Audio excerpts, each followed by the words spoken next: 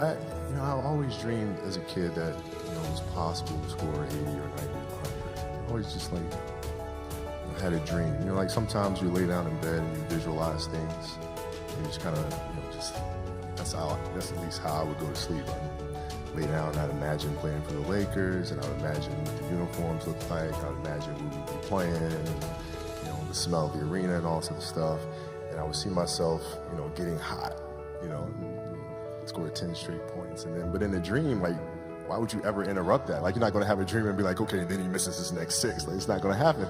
So you just keep dreaming and dreaming and dreaming. And before I go to sleep, I'm at 120 points, And so when you grow up, downloading that into your brain over and over and over. And then, that summer, I made 1,000 shots a day. 1,000, right? That's on top of weight training and my conditioning. I made 1,000 shots, and they weren't just shots. It were shots that you saw in that game. They were specific shots. It was coming out of the corner, going to the pinch post, footwork in the post, coming off the screen. It was very specific. So when you download that into your system, when you go out in the court and you're just executing things that you've done thousands of times before, and you have that dream, then that becomes possible. My philosophy was a very simple one. And this is where I think film plays a big part of my life. Rudy was one of my favorite films growing up. Right?